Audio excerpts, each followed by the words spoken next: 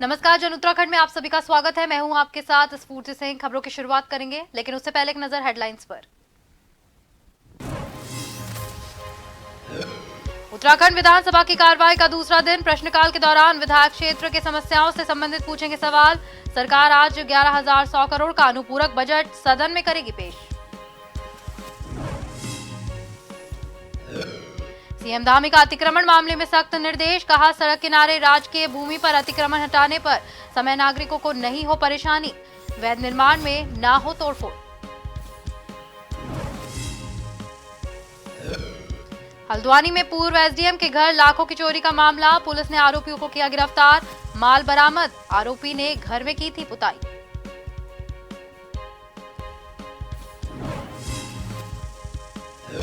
देहरादून में लगातार बढ़ रहा है डेंगू का असर। स्वास्थ्य विभाग ने जारी की एडवाइजरी। स्वास्थ्य मंत्री धन सिंह रावत ने कहा, सरकार एक्टिव मोड पर, व्यवस्थाओं की गई दुरुस्त।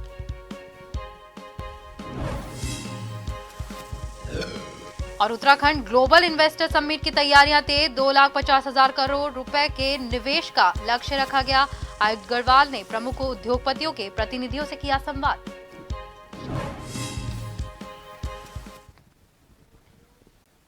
और अब खबरें विस्तार से। उत्तराखंड विधानसभा की कार्रवाई का दूसरा दिन आज है। सुबह 11 बजे से सदन की कार्रवाई शुरू हो गई है। दूसरे दिन की कार्रवाई प्रश्नकाल के दौरान विधायक अपने अपने क्षेत्र की समस्याओं से संबंधित पूछेंगे सवाल। विधायकों के सवाल का सदन के मंत्री और संसदीय कार्य मंत्री देंगे जवाब। सरकार आज लगभग 11,100 करोड़ का अनुपूरक बजट सदन में पेश करेगी। विपक्ष अतिक्रमण अभियान, आपदा, महिला सुरक्षा, बेरोजगारी समेत कई मुद्दों पर सरकार को घेरने के लिए तैयार है। आज सदन की कार्रवाई का हंगामेदार रहने के आसार है।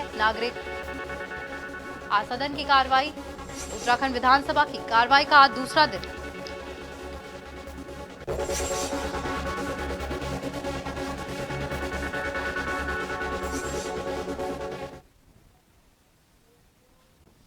और ज्यादा जानकारी के लिए हमारे साथ हमारे संवाददाता उत्तराखंड से हिमांशु बरमोला सीधे लाइव हमारे साथ जुड़ चुके हैं। हिमांशु, आज विधानसभा की कार्रवाई का दूसरा दिन है। इस दौरान क्या कुछ खास रहने वाला है? सदन में कौन कौन से बजट पेश किए जा सकते हैं?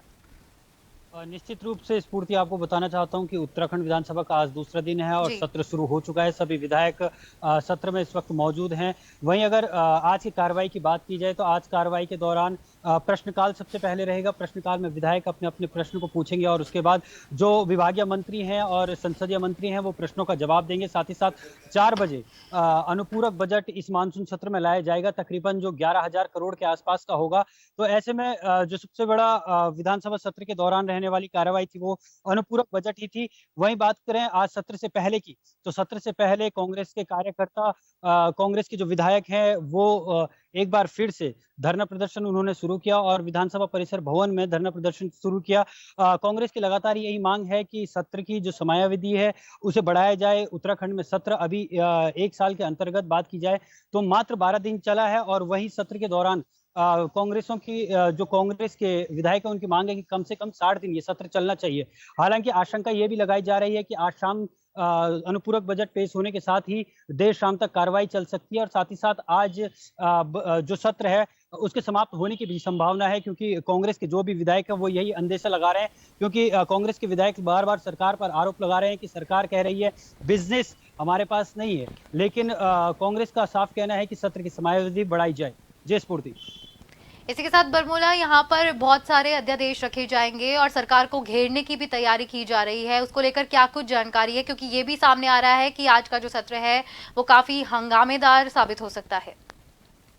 रूप से स्फूर्ति, आज का जो सत्र रहेगा वो काफी हंगामेदार रहेगा, क्योंकि आज प्रश्नकाल शुरू होगा सबसे पहले। क्योंकि प्रश्नकाल के दौरान जिस भी क्षेत्र की जो भी समस्या है उस क्षेत्र के विधायक, विभागीय मंत्री और संसदीय मंत्री से सवाल जवाब करेंगे। साथ ही साथ हंगामा इसलिए भी हो सकता है क्योंकि चाहे हरिद्वार की बात की जाए तो हरिद्वार में आपदा के दौरान फसल जो सड़ी है जी। उसको लेकर जो विपक्ष हंगामा कर सकता है। जोशीमठ का मुद्दा एक बार फिर से सदन में उठ सकता है, क्योंकि जोशीमठ के विधायक का लगातार आरोप है कि वहां पर मुआवजा नहीं दिया जा रहा है। हरिद्वार के विधायकों का आरोप है कि वहां पर भी मुआवजा उस हिसाब से नहीं दिया जा रहा है जिस हिसाब से मिलना चाहिए। खानपुर विधायक की बात की जाए तो खानपुर विधायक जो है उमेश कुमार, वो खुद सुबह लेकर विधानसभा के गेट पर पहुंचे और साथ ही साथ उन्होंने अपने साथ जो फसल सड़ी हुई थी वो भी रखी हुई थी और वो विधानसभा में प्रवेश करना चाहते थे। हालांकि सुरक्षा की दृष्टि से उन्हें विधानसभा में उस वक्त प्रवेश नहीं करने दिया गया। उनका साफ कहना है, वो लगातार सरकार के जो मंत्री हैं सतपाल महाराज, उन पर आरोप लगा रहे हैं कि सतपाल महाराज विदेश मंत्री है, उन्हें इस्तीफा दे देना चाहिए। जो इंफॉर्मेशन है वो वन साइडेड आती है, सिर्फ उनके पास वो इंफॉर्मेशन देने का काम करते हैं, बाकी वो द्विपक्षीय तरीके से वार्ता नहीं करते। तो कई तरीके के सरकार पर गंभीर आरोप लगे हैं। विपक्ष घेरने के लिए पूरी तरीके से सरकार को तैयार है। हालांकि सरकार का भी स्पष्ट कहना है कि हम सभी जितने भी सवाल जवाब आए हैं हम उनका जवाब देने के लिए तैयार हैं। और इस प्रश्नकाल की बात की जाए तो इस प्रश्नकाल में विधायकों जी जी हिमांशु, बहुत बहुत धन्यवाद आपका तमाम जानकारी हमें देने के लिए। मुख्यमंत्री पुष्कर सिंह धामी ने राज्य के सभी नागरिकों को आश्वस्त किया है कि सड़कों के किनारे राजकीय भूमि में अतिक्रमण हटाने के नाम पर सरकारी मशीनरी द्वारा किसी भी नागरिक का उत्पीड़न नहीं किया जाएगा। किसी के भी वैध निर्माण में किसी भी तरह की कोई तोड़फोड़ नहीं की जाएगी। जिलाधिकारी सुनिश्चित करेंगे कि किसी भी विभाग द्वारा किसी भी नागरिक का उत्पीड़न न हो, जब तक यह सुनिश्चित नहीं किया जाता है कि निर्माण राजकीय भूमि में है और अवैध निर्माण को हटाया जाना आवश्यक है, तब तक कोई तोड़फोड़ नहीं की जाएगी। परंतु वन भूमि में लैंड जिहाद के नाम पर जो प्रतीक खड़े कर दिए गए हैं, अवैध कब्जे कर दिए गए हैं, उनके विरुद्ध कार्रवाई जारी रहेगी।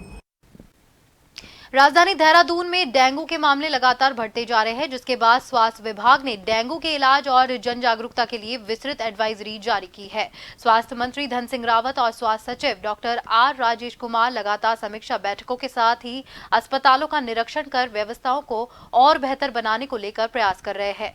विधानसभा में पत्रकारों से बात करते हुए स्वास्थ्य मंत्री ने बताया कि प्रदेश में 8 जिलों में डेंगू का एक भी मामला नहीं है। पूरे प्रदेश में 780 डेंगू के मामले आए थे, जिसमें से 88% लोग ठीक हो गए हैं। सभी जिलों में समीक्षा बैठक कर विभागों को एक्टिव मोड पर रखा गया है। सरकार की तरफ से हर तरह की व्यवस्थाएं अस्पतालों में की गई है। एक भी नहीं है। पूरे प्रदेश में 780 पॉजिटिव डेंगू के मामले आए थे, उसमें से 88% लोग ठीक होकर अपने घरों में चले गए हैं। और मैंने 13 के 13 जिलों में समीक्षा बैठक करके आया हूँ। कल मैंने देहरादून महानगर की भी समीक्षा की, जिले की भी बैठक की है। और अब सभी विभागों को एक्टिव मोड पे रखा गया है।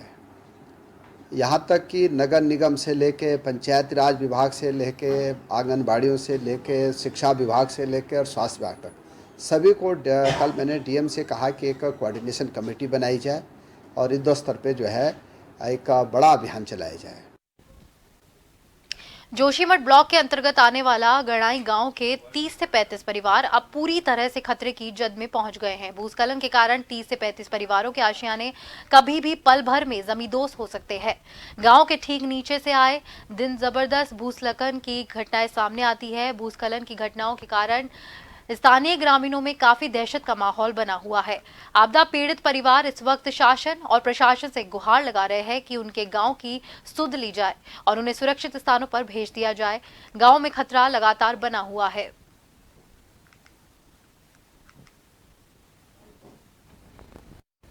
2-3 महीनों से ये बरसात के कारण भूस्खलन इतना जबरदस्त हो गया हमारे गांव के नीचे से पूरा गांव धंस रहा। पहले तो जो है, फिर गांव के ऊपर से हमने जो गांव वालों ने जो है 2 तरफ से पानी की निकासी दोनों साइड कर रखा है। अगर वो पानी बीच गांव में चला जाए तो पूरा गांव समा जाएगा। अभी तक शासन प्रशासन ने वहाँ पे उच्च अधिकारी जाके वहाँ पे अभी कोई मुआयना नहीं किया कि हमें पिस्तावन मिलने चाहिए, क्योंकि हमारे गांव इतने खतरे में है, बहुत ज़्यादा इतने खतरे में है। हमारे गांव में बिना बारिश की भी भूस्खलन होती जा रही है और हम इतनी परेशान हैं। बारिश में तो हम बिल्कुल अंदर नहीं रह पाते हैं, जो है कि जब पानी आता है तो हमारे कमरे के अंदर भी घुस जाता है पानी।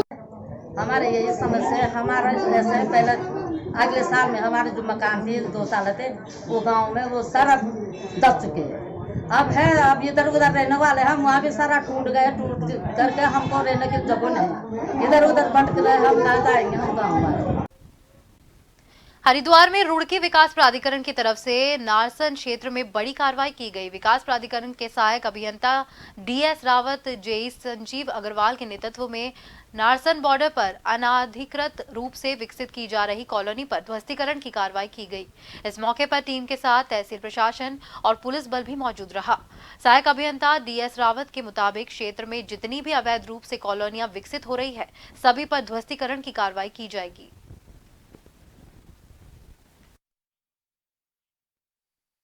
आज नारसन बॉर्डर में जो है अनाधिकृत रूप से जो है लीगल कॉलोनी को ध्वस्तीकरण किया गया, क्योंकि जो है बार बार हमने चेतावनी दी है पत्र द्वारा, उसके बावजूद वहाँ सकारात्मक उत्तर न मिलने का और वहाँ पर अनाधिकृत विकास करने का वहाँ पर हमने जो है आज डिमोलिश कार्रवाई की है। और हम यही मैसेज देना चाहेंगे कि जो है लीगल रूप से जो कॉलोनी काटे जा रहे हैं वो लोग अपना मानचित्र स्वीकृत कराएं, तभी जो है लोगों को बेचें, आम जनता को बेचें। खानपुर से लक्सर की ओर आ रही एक कार पेड़ से टकरा गई। कार में सवार 4 लोगों में से 2 लोग की मौके पर ही दर्दनाक मौत हो गई, वहीं 2 लोग गंभीर रूप से घायल हुए हैं। सूचना पर मौके पर खानपुर पुलिस ने पहुंचकर घायलों को अस्पताल में भर्ती करवाया। जानकारी के अनुसार तेज रफ्तार और नींद की झपकी आना इसका कारण बताया जा रहा है। एसडीएम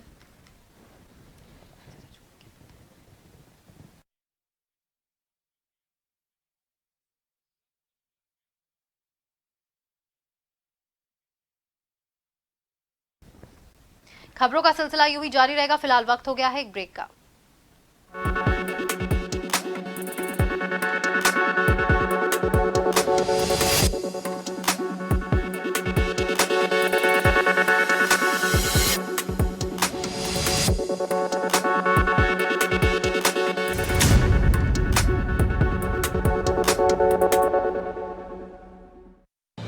डेंगू से बचने के लिए जरूरी है आसपास पानी जमा ना होने दें। डेंगू से बचाव करना है तो याद रखिए ये सारी बातें। डेंगू के मच्छर साफ पानी में पनपते हैं, इसलिए अपने आसपास पानी जमा नहीं होने देना है और रखनी है साफ सफाई। पानी की टंकी व जल संचय के बर्तनों को रखना है ढककर। सभी गुलदस्तों, गमलों, पानी के बर्तनों, कूलर का पानी सप्ताह में एक बार पूरी तरह से खाली कर दें और सुखाकर फिर से पानी भरें। प्रयोग में न आने वाले खाली बर्तन, बोतल, डब्बे, टायर, नारियल के खोल जैसी चीजें इधर उधर ना फेंकें। इनमें जमा हो सकता है बारिश का पानी और पनप सकते हैं डेंगू के मच्छर। मच्छरों से बचने के लिए ऐसे कपड़े पहने जो शरीर को ज्यादा से ज्यादा ढके। मच्छरदानी का इस्तेमाल करें। बिना चिकित्सकीय सलाह के कोई भी दवा न ले। नमस्कार। डेंगू और मलेरिया की रोकथाम, नियंत्रण और बचाव के लिए हम सभी को अपने आसपास के वातावरण को स्वच्छ बनाए रखना है, क्योंकि बारिश के मौसम में संक्रामक बीमारियों के साथ साथ डेंगू और मलेरिया के लार्वा भी तेजी से पनपते हैं। मेरा आप सभी से आग्रह है कि अपने घर में और घरों के आसपास साफ सफाई रखें, जल भराव न होने दें, ताकि डेंगू और मलेरिया की रोकथाम व नियंत्रण के लिए इस बीमारी की मूल वजह पर चोट की जा सके। हम सभी प्रत्येक रविवार को यह सुनिश्चित करें कि डेंगू के मच्छर आपके घरों या आसपास पनप तो नहीं रहे। छतों पर, कूलरों पर और गमलों की ट्रे पर पानी एकत्रित न होने दें। उस स्थान को साफ सुथरा रखें। हम सभी डेंगू और मलेरिया से बचाव के लिए जागरूकता फैलाएं और एक संकल्प लें कि आसपास के वातावरण को स्वच्छ बनाए रखेंगे और एक दूसरे को सहयोग करते रहेंगे। हर रविवार रहें तैयार, स्वच्छता अपनाकर करें डेंगू और मलेरिया पर वार। धन्यवाद। जागरूकता के साथ बरतनी है सावधानी।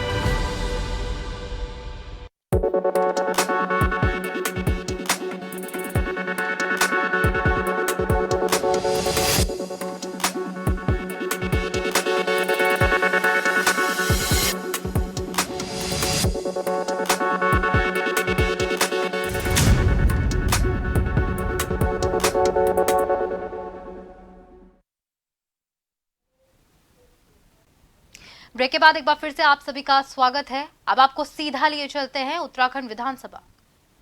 कहाँ क्या है, किस जिले में कितना क्या है, कहाँ का क्या है, लेकिन फिर मैं कह रहा हूँ कि पैसे की कमी नहीं है। माननीय सुमित जिलेवार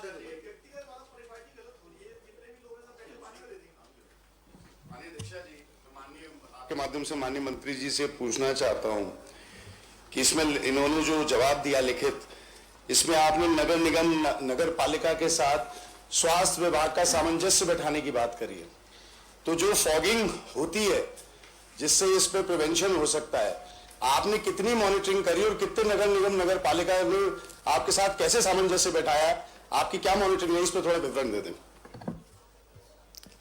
माननीय अध्यक्ष जी, नैनीताल जिले में 9,779 घरों में सर्वे हुआ है, क्योंकि आप हल्द्वानी के नगर निगम की बात बता रहा हूं मैं, और 33,802 कंटेनर पानी की टंकी आदि का निरीक्षण वहां पे अभी तक हो चुका है, जिसमें से 882 कंटेनर पानी की टंकी आदि डेंगू लार्वा का जो है वहां पे रिसोर्ट जो है खत्म किया गया है। मैं कह सकता हूं कि मैंने खुद हर जिले की समीक्षा बैठक की है। कल मुख्यमंत्री जी के निर्देश पे हमने एक पूरे सभी विभागों की समीक्षा बैठक की है। हमारे सचिव, हमारे सीएमओ और डिस्ट्रिक्ट मजिस्ट्रेट जो है लगातार इस पे जो है काम कर रहे हैं। और मैं सदन को फिर कहना चाहता हूँ, तीसरी बार कह रहा हूँ कि डेंगू की बीमारी के लिए पैसों की कमी नहीं होगी, संसाधनों की कमी नहीं होगी। कोई मरीज जो है ये नहीं कह सकता है कि सरकार के तरफ से कोई इलाज की ढिलाई हो। माननीय विनोद चमोली जी।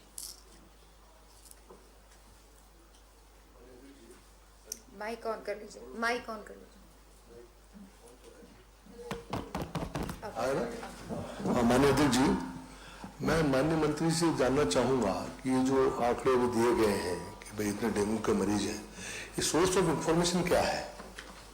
क्योंकि मैंने भी डेंगू से 2-4 किया है। एक तो विषय ये, दूसरा विषय ये है कि ऐसे तमाम अस्पताल हैं कि जो आयुष्मान नहीं लागू कर रहे हैं और मरीजों की संख्या इतनी ज्यादा हो रही है कि जो आयुष्मान वाले अस्पताल है उनमें जगह नहीं मिल पा रही, आईसीयू के लिए तमाम फोन हमको करने पड़ते हैं। तो उन अस्पतालों में, जिन अस्पतालों में आयुष्मान लागू नहीं है, जो लोग नहीं लागू करते हैं, उनमें जो मरीज जा रहे हैं अब वो मजबूरी में जा रहे हैं क्योंकि आयुष्मान वाले अस्पताल में जगह नहीं है। तो उनके लिए हमने क्या व्यवस्था बनाई? ये 2 चीज मुझे थोड़ा बता दीजिए। माननीय अध्यक्ष जी, कुल हमारे प्रदेश में मैंने बताया कि 900 जो है इतने एक्टिव हमारे पास मरीज हैं और हम पे 2000 से ज़्यादा बेड हम पे अवेलेबल हैं। तो पहले तो मैं कहना चाहता हूं कि जो भी जो है डेंगू का पॉजिटिव मरीज है वो जो है पहली प्राथमिकता है कि वो सरकारी हॉस्पिटल में आए।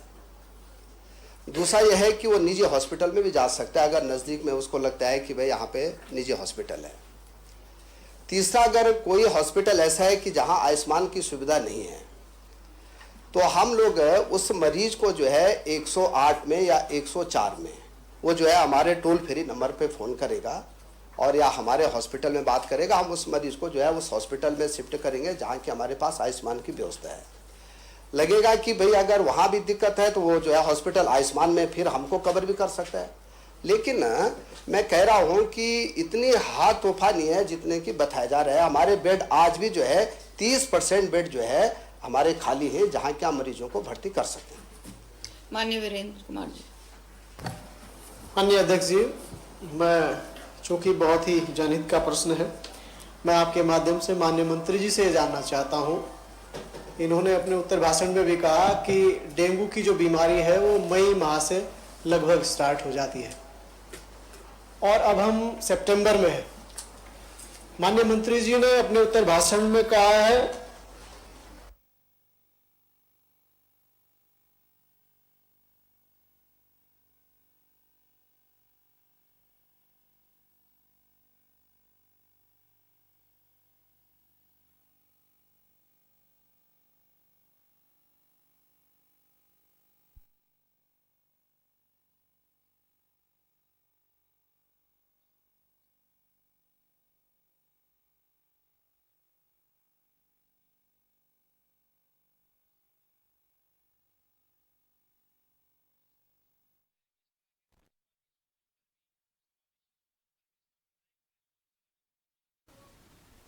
हल्द्वानी में पूर्व एसडीएम सुरेंद्रपाल सिंह के घर में हुई लाखों की चोरी का एसपी पंकज भट्ट ने खुलासा करते हुए बताया कि पुलिस ने लाखों रुपए के जेवरों सहित एक आरोपी को गिरफ्तार किया है। पुलिस अधीक्षक ने बताया कि पकड़ा गया आरोपी धर्मेंद्र कश्यप पीली कोठी का निवासी है। पूर्व एसडीएम सुरेंद्रपाल सिंह ने यहां पुताई का काम करने के लिए गया था, तभी उसको मालूम चला कि यहां पर बुजुर्ग लोग रहते हैं, उनके घर में जेवरात है और उन्हें रात्रि के समय घटना को अंजाम दिया।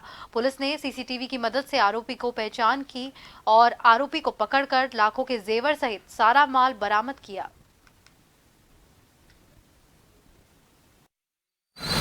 पूछताछ के दौरान बताया कि इसमें सरिये के माध्यम से पिछले गेट का दरवाजा तोड़ा, ताला तोड़ा, जिसमें उसे गेट नहीं खुला तो इसने फ्रंट का ताला सरिये के माध्यम से तोड़ा। उसके बाद अंदर जाकर के इसने चाबी के माध्यम से जो बक्सा था उसका ताला खोला, उसमें से ज्वेलरी इसने निकाली है और वो पुलिस द्वारा ज्वेलरी बरामद कर दी गई है।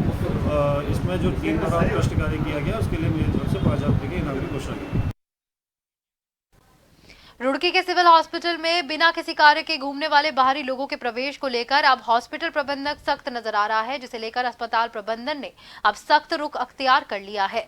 अस्पताल के सीएमएस डॉक्टर संजय कंसल ने ज्वाइंट मजिस्ट्रेट और पुलिस अधिकारियों को इस बाबत एक पत्र भी भेजा है।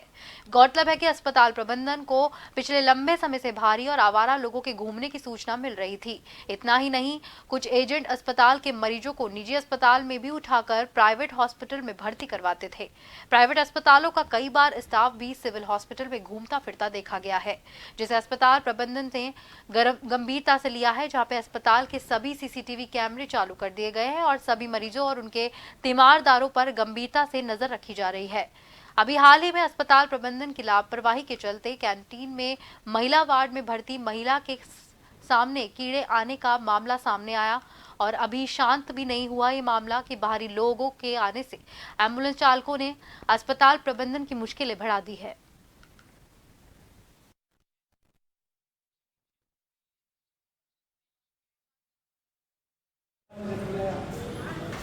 हमने कई बार जॉइंट मजिस्ट्रेट को, पुलिस प्रशासन को लिख के दे चुके हैं। एक्शन उन्हीं के द्वारा लिया जाना है और अभी पीछे जॉइंट मजिस्ट्रेट और एसीएमओ के द्वारा कुछ नर्सिंग होमों के ऊपर कार्रवाई भी की गई है और जल्द ही अन्य जो नर्सिंग होम जो भी हैं इस टाइप के हैं वो हम लोगों ने चिन्हित कर लिए हैं और सीएमओ साहब को बता दिया गया है, बहुत जल्द उन पर भी कार्रवाई की जाएगी। आखिर में एक नजर डालेंगे हेडलाइंस पर।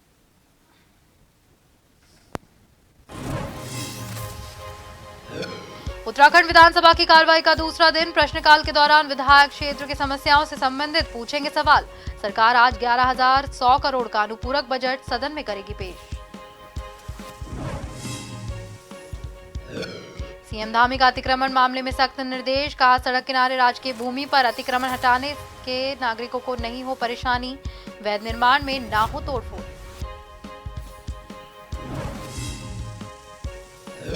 हल्द्वानी में पूर्व एसडीएम के घर लाखों की चोरी का मामला, पुलिस ने आरोपी को किया गिरफ्तार, माल बरामद, आरोपी के घर में की थी पुताई।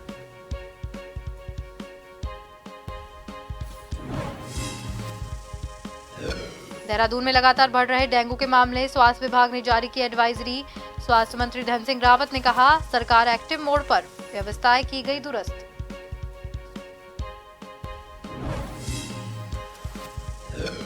और उत्तराखंड ग्लोबल इन्वेस्टर समिट की तैयारी तेज, 2,50,000 करोड़ रुपए के निवेश का लक्ष्य है। आयुक्त गढ़वाल ने प्रमुख उद्योगपतियों के प्रतिनिधियों से किया संवाद।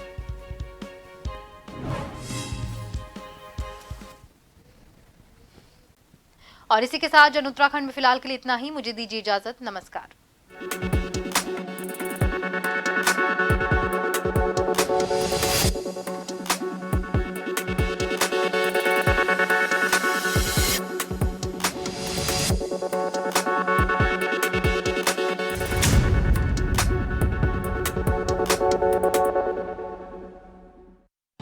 डेंगू से बचने के लिए जरूरी है आसपास पानी जमा ना होने दें। डेंगू से बचाव करना है तो याद रखिए ये सारी बातें। डेंगू के मच्छर साफ पानी में पनपते हैं, इसलिए अपने आसपास पानी जमा नहीं होने देना है और रखनी है साफ सफाई। पानी की टंकी व जल संचय के बर्तनों को रखना है ढककर। सभी गुलदस्तों, गमलों, पानी के बर्तनों, कूलर का पानी सप्ताह में एक बार पूरी तरह से खाली कर दें और सुखाकर फिर से पानी भरें। प्रयोग में न आने वाले खाली बर्तन, बोतल, डब्बे, टायर, नारियल के खोल जैसी चीजें इधर उधर ना फेंके। इनमें जमा हो सकता है बारिश का पानी और पनप सकते हैं डेंगू के मच्छर। मच्छरों से बचने के लिए ऐसे कपड़े पहने जो शरीर को ज्यादा से ज्यादा ढके। मच्छरदानी का इस्तेमाल करें। बिना चिकित्सकीय सलाह के कोई भी दवा न ले। नमस्कार। डेंगू और मलेरिया की रोकथाम, नियंत्रण और बचाव के लिए हम सभी को अपने आसपास के वातावरण को स्वच्छ बनाए रखना है, क्योंकि बारिश के मौसम में संक्रामक बीमारियों के साथ साथ डेंगू और मलेरिया के लार्वा भी तेजी से पनपते हैं। मेरा आप सभी से आग्रह है कि अपने घर में और घरों के आसपास साफ सफाई रखें, जल भराव न होने दें, ताकि डेंगू और मलेरिया की रोकथाम व नियंत्रण के लिए इस बीमारी की मूल वजह पर चोट की जा सके। हम सभी प्रत्येक रविवार को यह सुनिश्चित करें कि डेंगू के मच्छर